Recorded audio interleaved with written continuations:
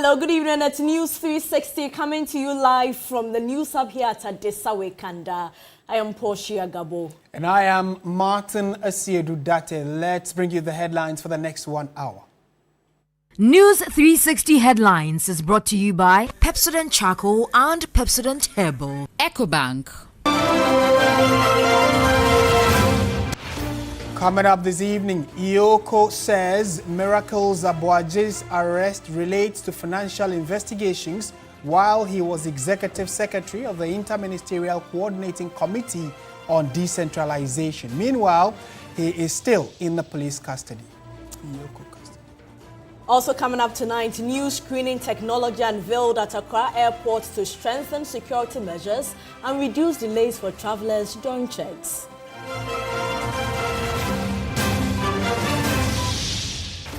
And later in the bulletin, flood survivors battle invisible trauma and emotional scars as they rebuild lives after the June 29 devastating floods destroyed their homes and livelihoods. Later in business news, analysts make case for steady policy rate in upcoming MPC meetings as marginal June inflation increase with end-year targets still in sight.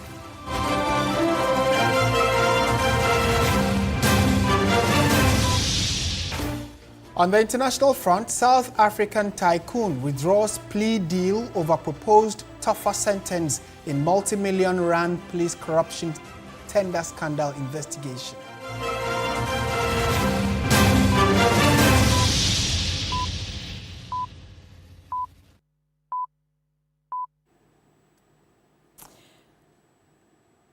We have details of all these stories and many more coming up in the next 1 hour. Do stay with us. Right, and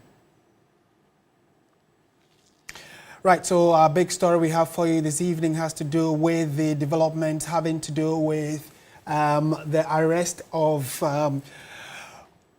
Dennis Miracles Abuaje. Many say that he might be needing a miracle if he is to be released later today. So what has happened is that throughout the day he's been at the Iyoko premises, and we are told that at least as of now he's been able to get access to his lawyers and also some leadership of the New Patriotic Party. And in a moment we'll walk you through what exact charges have been proffered against him, at least based on the statement from Iyoko. These are the grounds on which Dennis Miracles Abuaje is being investigated, or at least why he is in the custody of the Economic and Organized Crime Office. So after his arrest over the weekend, earlier today, we saw a number of NPP people decide to mass up at the Iyoko premises on the grounds that they're asking for this month's release. Why was he arrested? Well, based on what had happened, Iyoko released a statement, and these are the key aspects we've extracted from the statement. It goes on to say that, one, his arrest is because he's been investigated for conspiracy to steal and stealing, using public office for profit, causing financial loss to the state, dissipation of public funds, defrauding by false pretenses, money laundering, and other suspected offenses. So these are the grounds on which Iyoko decided to arrest Dennis Miracles Abuaje. And you also know that aspects of the statement indicated that he had been cooperating with Iyoko about what exactly the investigations were. And over the last year or so, he's had good rapport with the Iyoko officials, where he's, attended to their investigation. But from what we are seeing or hearing, he is currently in custody, and I'm sure we will be getting a lot more when we speak to our correspondent who has followed this particular issue for us. Back to you, Portia. Thank you so much, Martin. After nearly 48 hours of his arrest and detention, Dennis Miracles Abuaje is still in custody of the Economic and Organized Crime Office as officials continue interrogating him for a possible bail and release.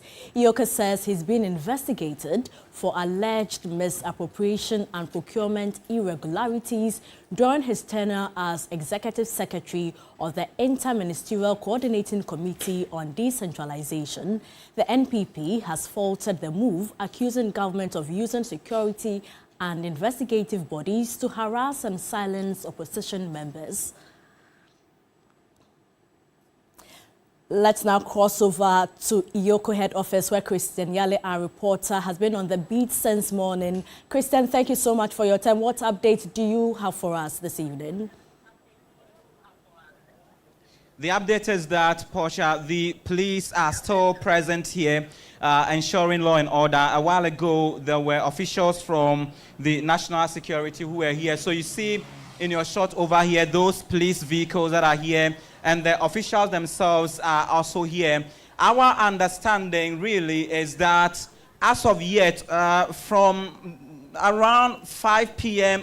up until now, Iyoko has been interrogating Dennis Miracle Sabuaje. What that means is that any moment from now, we should get a finality as to whether there is going to be a bail granted him or not. But as it were, he was arrested on a Saturday night. So approximately we are almost in the 48-hour threshold that the Constitution provides that they should have finished with their investigations and probably either granted him bail or taken him to a court for the proceedings to continue as such.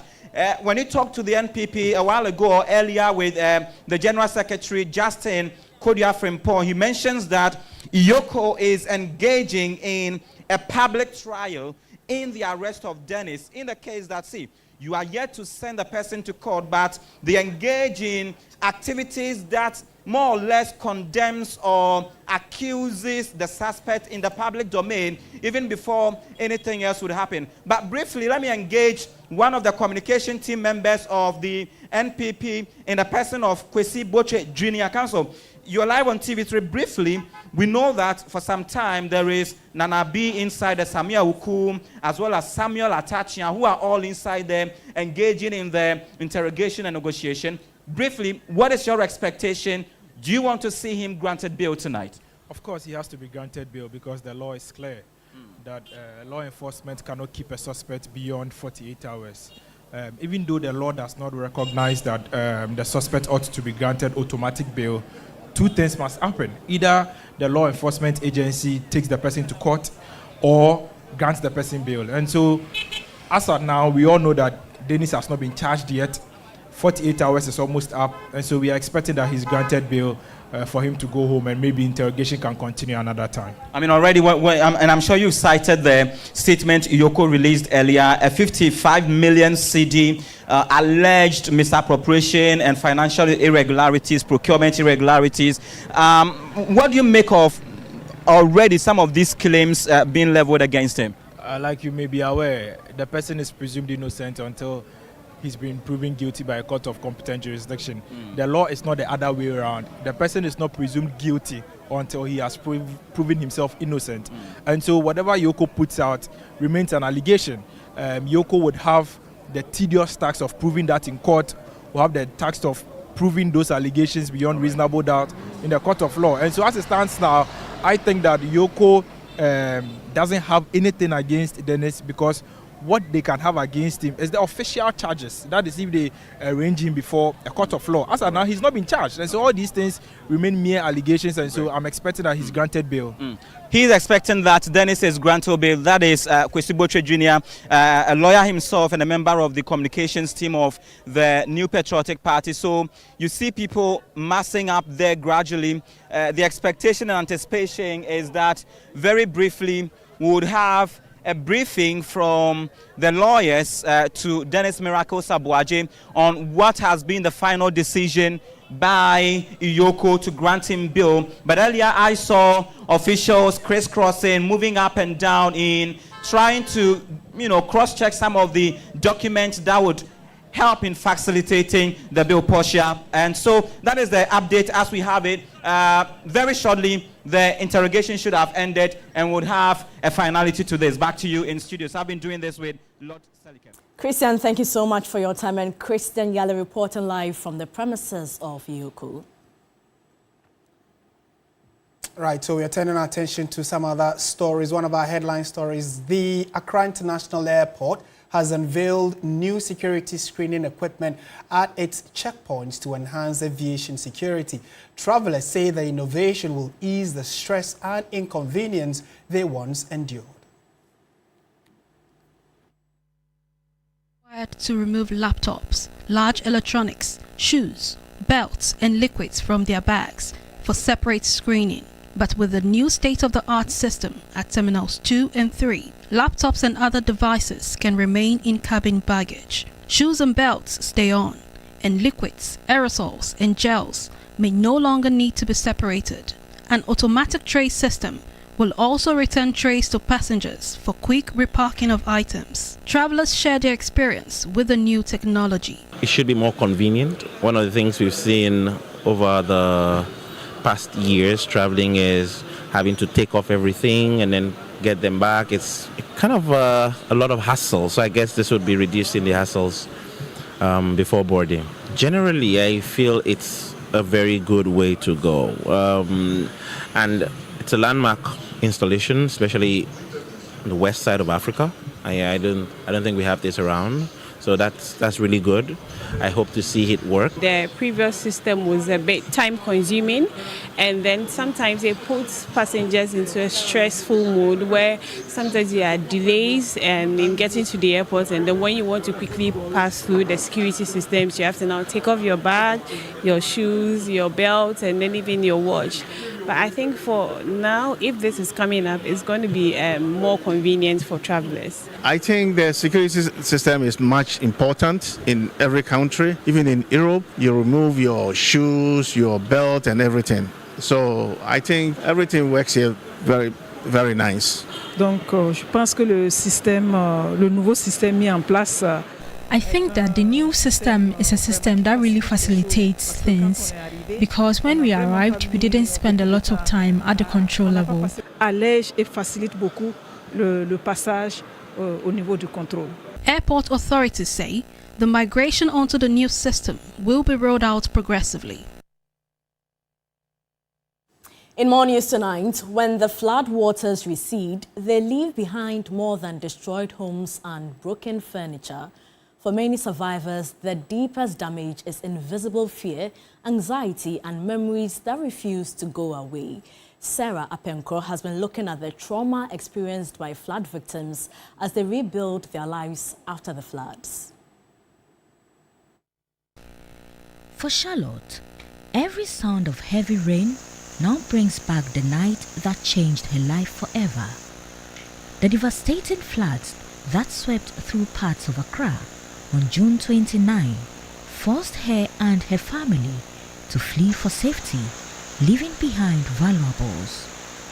Today, they are trying to rebuild their lives from a new residence. Although grateful to be alive, Charlotte says the experience continues to haunt her. Stayed there for a while, like almost 12 years, more than 12 years. So we never experienced anything like that. Before we could realize the water started coming inside from the kitchen side. And we were trying to mop it out. As you mop it keep coming, and I got tired. I said, listen, let's just leave it to do what you want to do. So we allow it, and we go back to the bedroom side. It's coming from the bathroom too. It's coming from the toilet, and it was just so nasty. I don't know how to feel. I was just confused, scared. I don't know what is going to happen. But all I was praying for that we should be safe.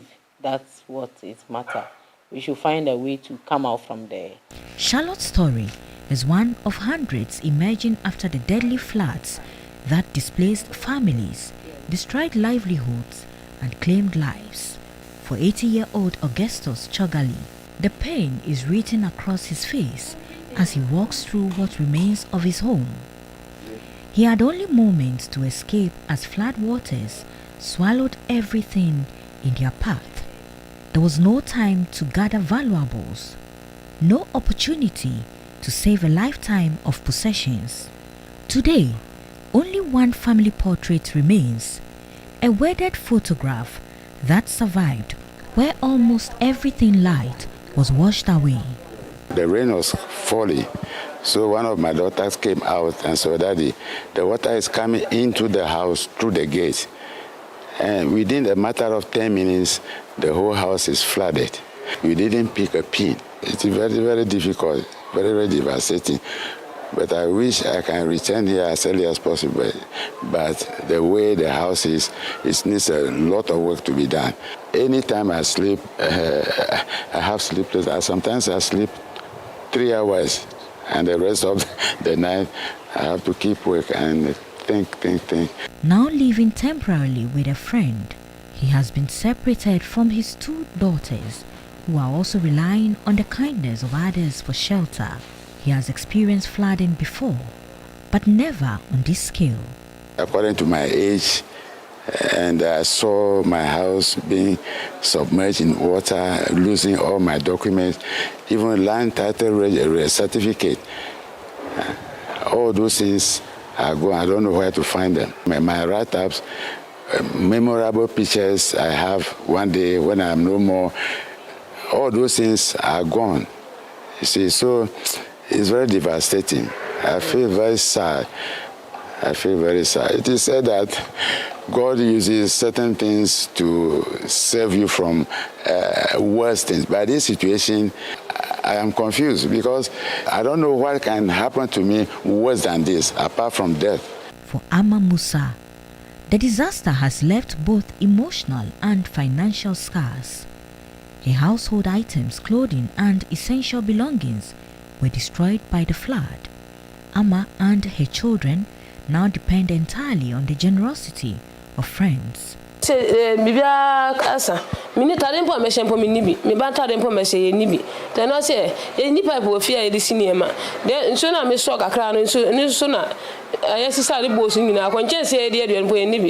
Everything is gone. Even utensils to cook are all gone. My children and I sleep at a church house close by. I struggled to even come out during the flood.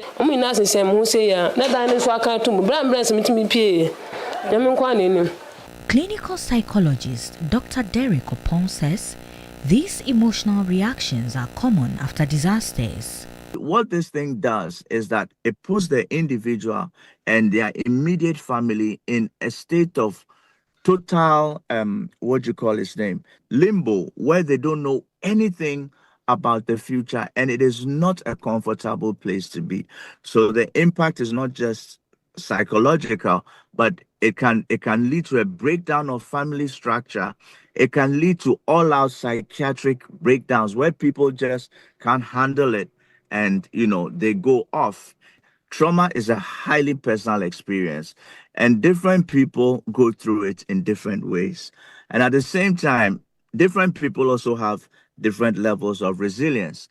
For some people, it becomes a defining scar for the rest of their lives. So, yeah, I would disagree any day with anybody who says it's an overreaction. No, these things kill people even before they die. For Charlotte, Augustus, and Amma, the flood may be over, but every rainfall is now a reminder of the night their lives changed. Their homes can be rebuilt. Their furniture can be replaced. Yet, the emotional wounds left by the flood may take far longer to heal. Sarah Penkru, TV3 News, Accra. Very sad development there. Now, after a 2-day cleanup exercise in parts of Accra following the recent floods, concerns are mounting over piles of silt, refuse and debris still left by the roadside. Residents say unless the waste is collected and taken away to approved disposal sites before the next rainfall, the exercise may be a defeat and an exercise in futility. Across many parts of Accra, residents, volunteers and government officials spent 2 days clearing garbage, removing sand and desilting drains and gutters after the recent floods. But cleaning is only one part of the job. The next critical step is making sure the waste and silt are actually collected and taken to approved disposal sites before the next rainfall. If that is not done, much of what was removed could simply be washed back into the gutters and drains, defeating the entire purpose of the exercise. President Mahama himself acknowledged this challenge, warning that without proper collection, the cleanup effort could be undermined. In the past, we do these cleanups. We take all the garbage out of the gutters but we don't follow up and come and collect the garbage that is by the roadside. And so when the rain falls, it just washes all the dirt back in. Days after the cleanup exercise, some parts of the capital appear not to have acted on the president's warning. In some communities in Choko and Kolegono, residents are still waiting for the final stage of the cleanup, the removal of waste from the roadside. Silt and debris from gutters, as well as refuse gathered during the exercise, have been left along some roads, despite the directive for proper collection. For residents, this has raised concerns that the exercise may not achieve its intended purpose if the waste is not cleared on time. I said,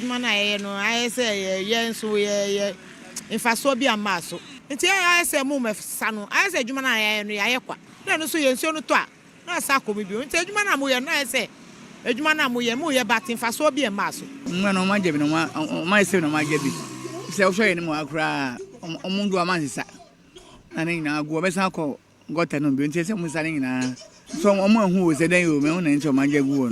If I send a bin, they been massive. And you man in the inside, they go into I was saying he and son and my level flu. I started Kogat and went to someone best San Juan, the best Kogat and move. Not just a Jumana, no, and Koye. Although debris has been cleared from the roadside in some areas, the problem is far from over. In several drains and gutters, plastic waste, organic matter, and other materials are already beginning to return. It is a familiar sight in Accra, one that raises a difficult question about whether the country learns from repeated floods and repeated cleanup exercises. As it stands, the cleanup may have ended officially, but for many residents, the job is only partially complete. The real test now is whether the waste removed from the drains will also be removed from the streets before the next rain. And despite the nationwide cleanup exercise under the National Sanitation Day campaign, some markets in Accra remain littered with waste, with gutters still heavily choked. A visit by Joseph Armstrong to the Agbogbloshie market revealed that from the Galloway main drain through sections of the market, many drains remain clogged with silt and refuse just days after the exercise. This is the state of Agbogbloshie market on Monday, 3 days after the president declared a 2-day National Sanitation Day exercise. From the Galloway main drain to the heart of the market towards the Kaneshi Central Mosque, heaps of refuse line the gutters, while many drains remain blocked with silt and solid waste. Traders say although they participated in cleaning the market during the sanitation exercise, the absence of adequate waste containers and dustbins left them with little choice but to dispose of refuse in nearby drains and gutters. This place is a marketplace, so every day people are putting things inside the gutters. So they choose to dump their refuse into the gutter? Yes, because they don't have boiler container here. So if they get small thing, they just put it down if someone not see them. If nobody sees them, they put it inside? Yes. You don't have boiler containers? Yes, yeah, we don't have boiler containers. So you are calling for boiler containers? Yes, like they give us some, we can put it here. We don't have waste collectors here, but some time ago they were giving us containers in which we were putting out. If you could remember, about a year or two, they were having some containers here in which we were putting the garbage and the rubbish, but now we don't have some. That's why people have taken advantage to be putting things inside. In several parts of the market, traders have placed wooden pallets over open drains to create space for trading, even though the gutters beneath remain filled with waste. The situation raises concerns about the sustainability of periodic cleanup exercise without permanent waste management, infrastructure and strict enforcement of sanitation regulations. As many markets across Accra continues to battle poor sanitation less than a week after the nationwide exercise, questions remain about what long-term measures are needed to keep these busy commercial centers clean. For traders at Agbogbloshie, the solution is straightforward: provide adequate waste containers, ensure regular refuse collection, and enforce sanitation laws to prevent indiscriminate dumping. Joseph Armstrong, Gold Liquid TV3, Agbogbloshie, Accra. In more news this evening, Vice President Professor J. Nano Pokuagyemang has urged the Ministry of the Interior and its agencies to prioritize public education, build public trust, and invest in human resource development to strengthen the country's internal security architecture. Addressing the leadership and staff of the ministry during a working visit on Monday, the Vice President said that the effectiveness of the country's security institutions depends not only on the legislation and enforcement, but also on citizens' confidence in the agencies responsible for protecting them. The Minister for the Interior, Muntaka Mohamed Mubarak, mentioned a number of bills that have been passed, including the Security and Intelligence Agencies Act and the Community Service Bill, which he said has received parliamentary approval and is awaiting presidential assent. He said the introduction of community service and parole regulations would help transform the country's correctional system by reducing prison congestion. The minister also disclosed that 18 services under the ministry have been digitized. On logistics, the minister said the security agencies have received additional operational vehicles. He added that government's fight against narcotics has shifted towards dismantling trafficking networks, with assets linked to suspected drug traffickers being seized. We'll be able to tent 73 assets that are linked to people who are drug trafficking, because we are trying to move away from simply just getting those who are being caught either smoking or using it, but we are targeting those who are really bringing the drugs into our system. By the grace of God and the help of the Chief Justice, we'll be able to get a dedicated court to prosecute our narcotics, all narcotic offenses in a special court. And with the help of the Attorney General too, we've been able to be giving the prosecutorial powers to narcotics control. Instead of them getting their cases being prosecuted by the Attorney General, today they are prosecuting those things themselves, and we are training a crop of lawyers to make sure that they do it and do it very well. Vice President Professor Nana Jane Opoku Ajman stressed the need for public education to ensure effective security management and national development. It's about public education. Whatever we do, we are doing it in the interest of all of us, especially in the interest of people who are not in the boardrooms, who are not in the meetings, and who may not even share the conclusions that we reach. And that is why public education becomes critical. The Vice President also visited the Ministry of Environment, Science and Technology. The acting minister for the sector, Emmanuel Amakufibwa, called for sustained government support to strengthen research, innovation and environmental governance. Through its non-GMO certification service, the National Biosafety Authority has certified export commodities such as cocoa powder, cashew, moringa, peanuts, turmeric, and other products for the international market. If we don't take care of our environment, then we are not even taking care of ourselves. If we continue poisoning our land and our waters, it means we don't want to live. And if we want to live the hard way. That cannot be helpful to any of us. So please let us break down everything we are doing to ensure that many people are with us. It's now time for the weather report, and thunderstorms with rain of varying intensities are expected for part of the middle, transition and northern sectors from this evening into the night. Areas along the coast and inland areas of the coast may experience mostly cloudy weather with localized rainfall activities over a few areas. Mist or fog patches may form over areas along the coast, mountainous and forest zones in the early hours of tomorrow. Up next, the forecast figures for the entire country. Weather News segment is brought to you by Syntex Tank.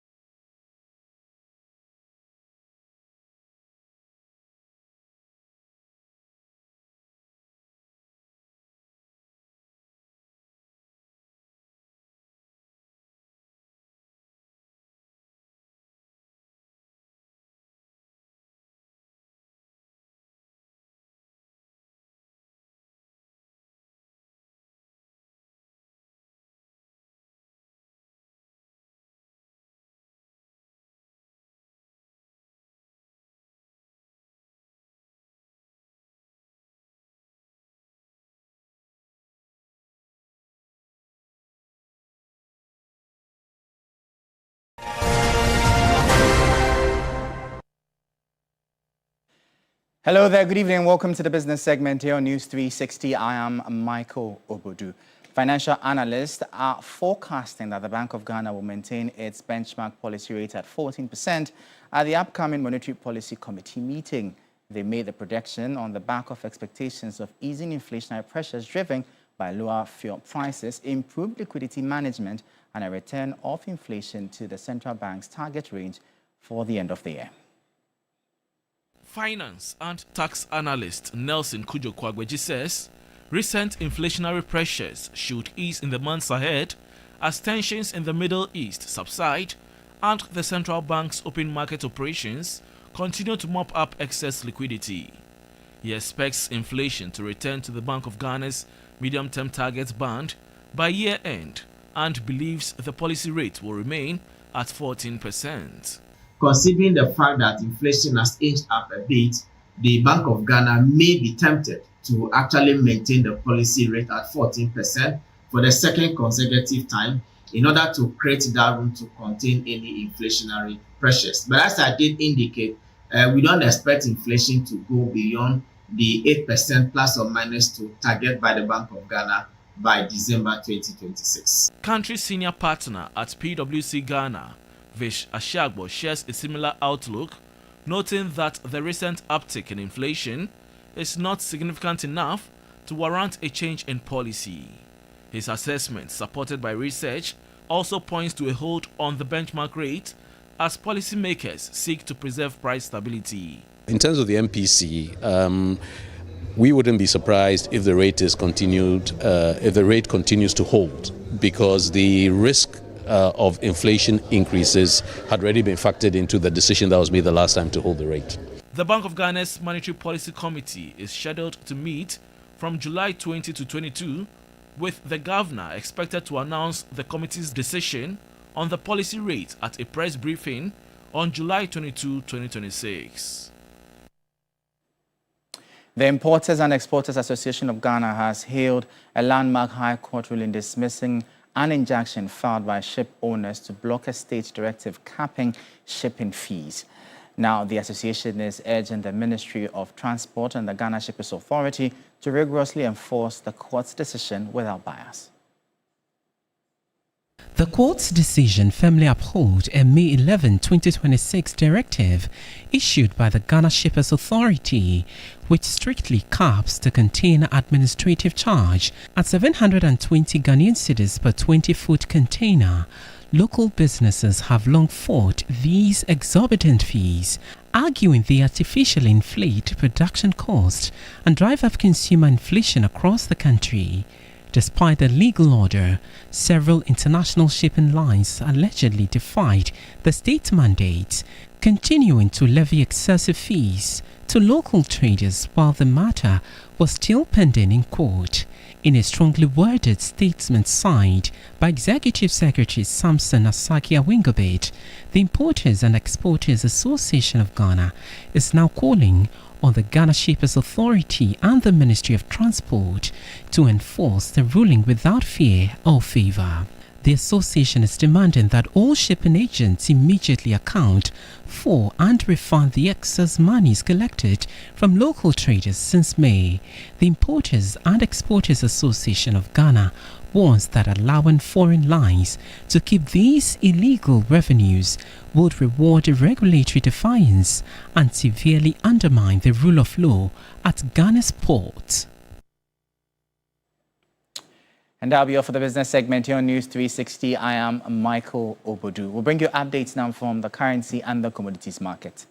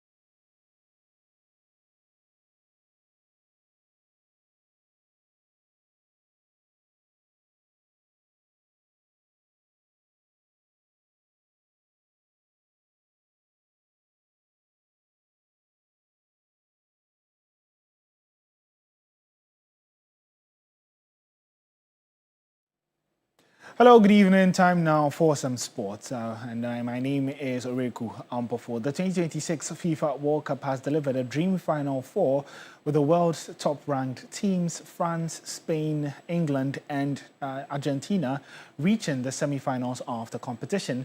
The following report has more details. For the first time since the FIFA World Cup rankings were introduced, all top 4 ranked nations have reached the semi-final of the World Cup together, setting up 2 blockbuster encounters. On Tuesday, 2018 World Cup winners France will do battle with 2010 champion Spain for a place in Sunday's grand finale in Texas.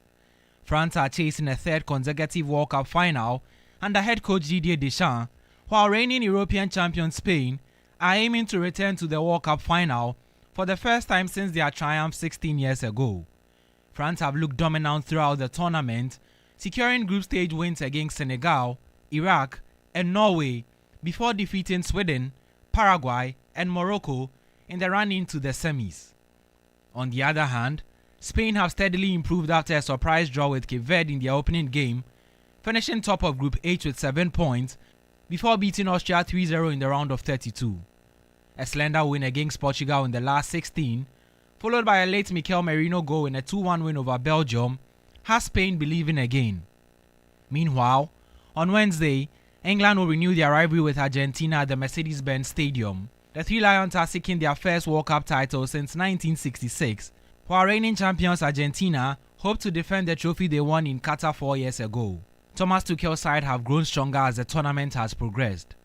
Anchored by Jude Bellingham and Harry Kane, the Three Lions finished at top of Group L with 7 points. England then defeated DR Congo in the round of 32 and fought bravely in a 3-2 win over Mexico in the last 32 before overpowering Norway to the semis. Argentina, on the other hand, have once again shown their resilience, coming through games against Cape Verde in the last 32 and Egypt in the last 16 unscathed. A 3-1 win over Switzerland after extra time in the quarter-finals has the 3-time champions dreaming of a 4th crown. Messi continues to deliver on the biggest stage, while Bellingham and Kane prove their credentials as top marksmen. Let's move away from football, where the countdown to the Glasgow 2026 Commonwealth Games has entered its final stretch, with just 10 days remaining before the opening ceremony on July 23. Now, as anticipation builds across the Commonwealth, Ghana has officially confirmed a 40-member athlete contingent that will proudly represent the nation in Scotland, carrying the hopes of millions in pursuit of medals and national glory. There's more details in this report.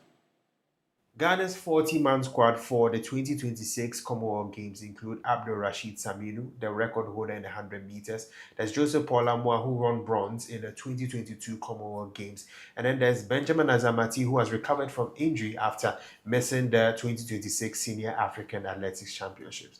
Now, in the boxing side, we also do have Amadou Mohamed, who won the 2023 African Games gold medal. And then there's Abdul Wahid Umar, who won the bronze at the 2022 Commonwealth Games. There's also Abeku Jackson, very highly rated when it comes to swimming, winning a medal at the 2023 African Games. And then in the para side, we also have Tahiru, who is actually a Paralympian as well. And so these are some of the exciting athletes that will be competing for Team Ghana. Remember that the competition will start on the 23rd of July and end on the 2nd of August in 2026.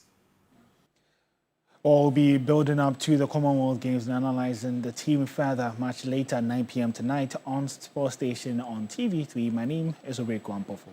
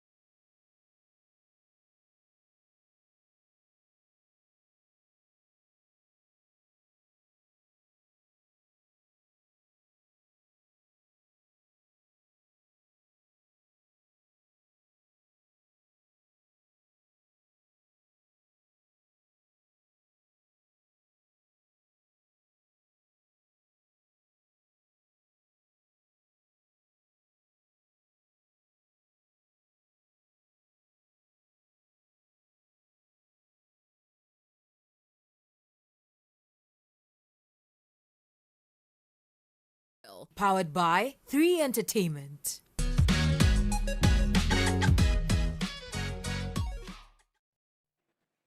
Good evening and welcome to the entertainment news segment here on News 360. My name is Noella Donko. The search for the next queen of Ghana's Most Beautiful is heating up as judges continue the difficult task of selecting contestants for the show's landmark 20th anniversary edition. And after weeks of auditions across the country, shortlisted contestants have arrived in Accra for the all-important grand auditions.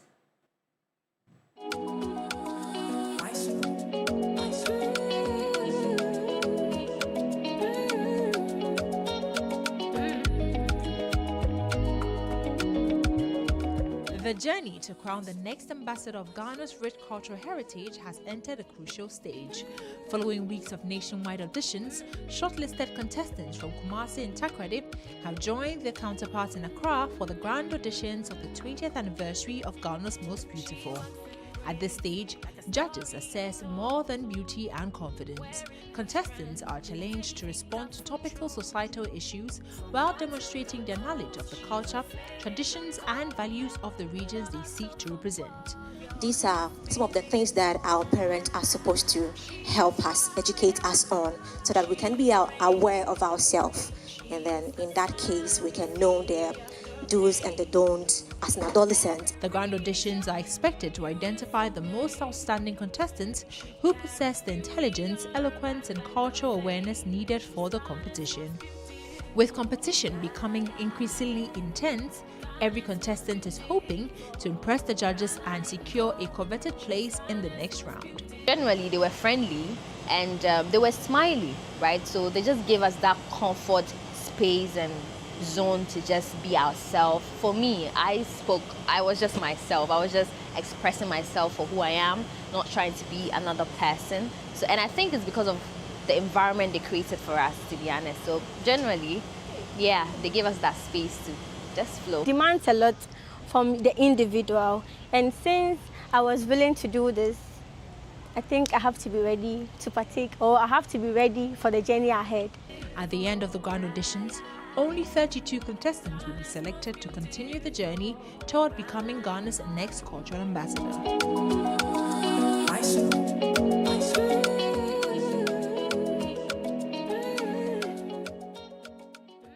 And that'll be it for the entertainment news segment here on News 360. My name is Noella Donko. Thank you so much, Noella. On the international front, Vusimuzi Matlala, a key figure in an ongoing police corruption inquiry in South Africa, has withdrawn from a controversial plea deal, serving a blow to prosecutors. The business tycoon pulled out of the agreement after a South African court recommended a higher jail sentence, that's 12 years instead of the agreed 8. Malala was accused of bribing top police officials to win a 360 million rand tender for his health company, Medicare 24, in 2024. In more international news, a Sudanese court has sentenced the leader of the paramilitary Rapid Support Forces, Mohamed Hamdan Dagalo, to death for war crimes, crimes against humanity, and genocide over atrocities committed in the West Darfur region. The court in Port Sudan, an area under the control of the army, convicted Dagalo, known as Hemeti, in absentia, along with 15 other senior RSF members who were given the same sentence.